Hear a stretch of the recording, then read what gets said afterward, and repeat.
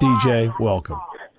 Thank you, Steve. How are you, sir? I'm doing well. That's what I like to hear. Yes. Sounds like you're doing well. Yeah, I'm on a line to get on a bus to take me to the track. And the line, how should we describe this? Like, imagine an inauguration. Yeah. does that explain? Yes, it does. It does. And this is only Thursday, so yeah, who knows what it's going to look like tomorrow. We'll come up with alternative methods of parking tomorrow. You always do. And it's actually moving fairly quickly now, so it's not terrible. I mean, after 18, 19 years together, you always do. Yeah, it's fine. We find a way. What's it like for you to be back at the Derby? It's fun, Steve. I mean, it's been 5 years. I went 31 years in a row for the Daily News. It was awesome. I stopped full time at the paper. I stopped coming because they were paying for it, and now they're not. Yeah. And look, I to go 31 years in a row and 33 overall, which is actually number 34. It was very cool, but I done it. It was fine. 25 Final Fours, that was fine. I'd done that.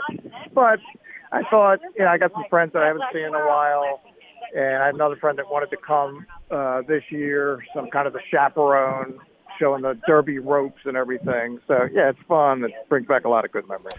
All right. Bob Baffert has great memories of the Kentucky Derby. He does. Better than anybody else, really. But he's not allowed to be there. But is there an influence of Baffert still over this race coming up Saturday?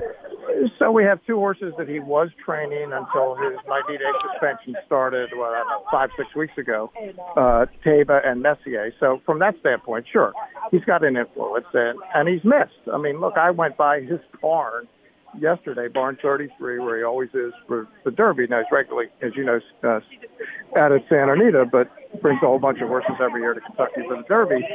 And to see it, it was like a ghost town. Yeah. All the plaques are down. There were no horses there. Usually there's 100 people there waiting to talk to Baffert. And I said to somebody, it was like the only thing I didn't see was the tumbleweed. Yeah. It was really weird. So from that standpoint, yeah, he's 100% missed. I apologize for the background noise, but like I said, I'm standing on a line getting on a bus. But yeah, I mean, look, he is the Derby. He's the biggest name in the sport. It's really unfortunate how this played out. I know you and I have had the conversation. Everybody thinks he's Lance Armstrong. He's not. And I just think the sport's done a bad job of explaining what actually happened. The Venus Spirit tested positive for an anti-inflammatory, not a performance enhancer. But the rules are the rules. I get why the horse is disqualified. That's fine. Sure. But don't make him persona non grata like he's the worst person in the history of the world. He's not. It's just wrong. There are people in the sport that have done hideous things with performance enhancers. One guy's in jail for 5 years, and that's where he should be. But that's not Baffert. But unfortunately, the public doesn't. They don't know the difference. Right. So that's what we're dealing with. But anyway, yeah, he's not here, and he is definitely missed. Well, Messier is certainly a horse that could be considered in the thick of this. Johnny V is going to be aboard. Johnny Velasquez will be aboard this horse and won the Lewis Stakes and then ran second in the Santa Anita Derby. What's your thoughts on that horse? It's a legitimate chance because the last two derbies have been won the same way by the same rider. John Velasquez loosened the lead on Authentic and then Medina Spirit for Baffert. And I think you can make a case Messier is the fastest horse in the race early. Now, is that going to be enough to get him home? Don't know. Will he get a clear lead? Don't know. But I can tell you that's how Johnny V is going to ride. He's going to try to get out there by himself and see if he can take this thing wire to wire. And last time, Messier was chasing another really fast horse, a horse he ran completely out of the race, but it kind of inhibited his finish. And then, of course, he was beaten by his stablemate, Taba, who's now, both horses are now trained by Tim Yaxie, who used to be way back when a Baffert assistant. Right. Has never been at this level of the game. But I think you can fairly say, look, they've been prepared by Baffert to get to the Derby. And now Tim has had the horses himself for 5-6 weeks. So they're not losing conditioning. I don't think there's any magic wand Bapper was going to wave. He's going to make them any better at this late stage. They're already that they're fit or they're not fit. They're fast enough or they're not. Well, Taba's only making, I think, overall his third career start. That is correct. I mean, that's it. Mike Smith's aboard. What kind of read do you have on a horse that has that little experience in front of everybody? Yeah, so he's a little like Justify 4 years ago, except Justify had the 3 starts. Right. All, for Baffert again, Mike Smith again. It's interesting, Steve. The owner, Taba, is the same guy that owned Medina Spirit, and he's very frustrated, obviously. His horse has been disqualified from the Derby, loses all that money, and then the poor horse dies. It's just like a total nightmare. So he really wanted to get back to the Derby. He was told, don't run Taba to stand in the Derby. Everybody around the horse said, look, he's not ready. You're asking too much for a second start. And then he went and blew the field away. Yeah. So, obviously he was going to come here, and he's earned his way here. I mean, he's in on the points. He ran fast. He's got the speed figures. It's just the 2 races. That's the issue. I think the deal there, Steve, it's like, I know you and I have talked about it.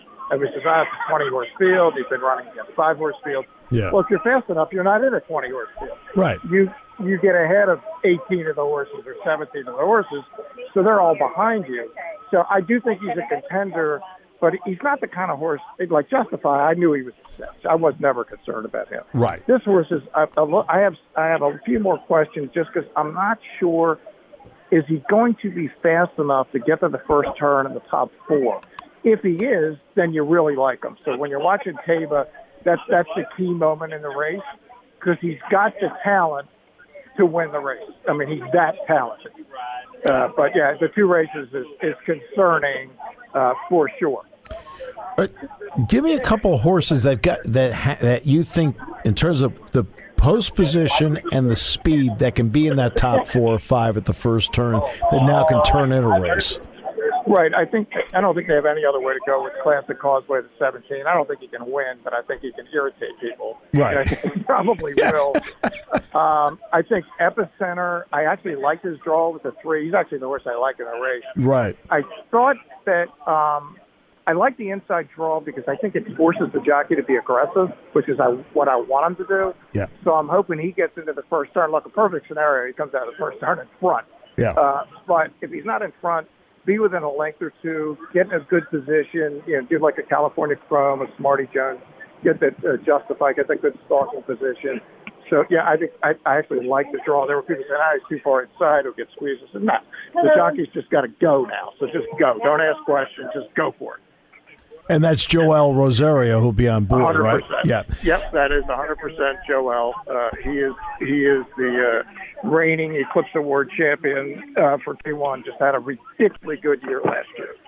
And this horse has run a lot, Epicenter. I mean, this horse has turned in 4 firsts, a second, won the Louisiana Derby. So, I mean, this, but also hasn't run a while either. It hasn't run since the 20th of March. Yeah, he's the most experienced horse of the bunch.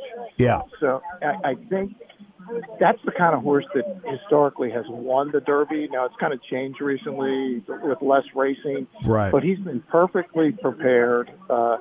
Look, Steve Asmussen's the all-time leading trainer in the history of the sport. He's closing on 10,000 wins. He's had 4 horses of the year. He's won Breeders' Cups. He's won the Preakness a couple times. He has Curlin, Rachel Alexander, Gunrunner. Yeah. I mean, great horses. He's 0 for 23 in the Derby. It's just a bizarre stat. It's crazy. He's going – hang on one second.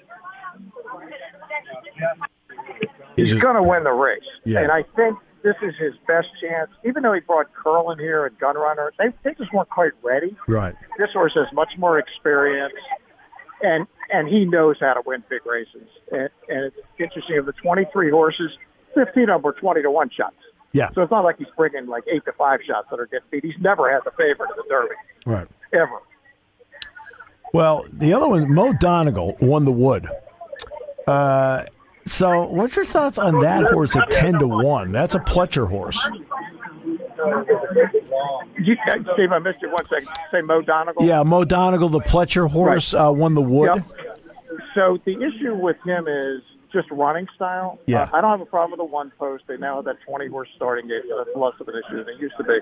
But I don't like closers in this race because you got to pass all of these horses. It's a lot of traffic. I just think, look, could he win? Sure. Yeah. But the race kind of needs to fall apart. And since they've gone to this new point system, this is the 10th year, it's been much more of a normally run race. You don't have these crazy horses running nutty fractions out front. Right. But the closers have been nowhere. How about this? The last 8 derbies, after a quarter mile, meaning the finish line the first time, the winner was third, second, first. Right. So the point being, you want to be in the vicinity. And the biggest thing that does is take you away from any potential traffic problems. So I'm going to ask you for 2 plays here. I'm going to ask you about the Derby play, but I also want to ask you about the Kentucky Oaks play, because the Oaks is always one that I think over time has become more and more popular for people to be there, play it, and so forth. So what about the Oaks? What's your play there? So, I'm like a Ness, the Todd Fletcher horse. I just thought her last race was just awesome. It's like, she's peaking at the right time. Good field, though. Secret Oath, Wayne Lucas ran third against the boys in the Arkansas Derby. Echo Zulu, undefeated 2-year-old filly champion.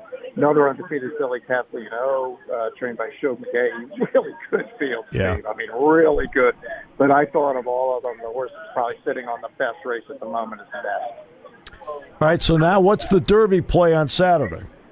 Yeah, I'm going to – Epicenter, I'm going to frame all my plays around him. Right. Tries, exactas. I don't think I'm going to play the Superfecta. I only play the Superfecta when I isolate the winner. I don't feel like I have like a California Chrome or a Justify this year where I'm 100% certain the horse is going to win. So I'll probably key Epicenter first, second, and even – third if I end up getting it trifectas, but probably mostly first and second in exactas. Yeah. With 3 or 4 different horses, just depending on what the prices are, what the circumstances are. I watched the earlier races on Saturday, so something like that. All right. Okay. There are 2 things I know you won't do. You won't get a Mitch Julep, nor will you buy a hat. So I know you won't do either one. That is correct on both counts. Did you bring Joe Jerardi with you? I did not. He did not make the trip. He came in 2010. I think that was sufficient for him. He's done. Yeah, he's seen the Derby. He's good to go. My friend, always a pleasure. You are the best. I appreciate it. Thanks, Steve.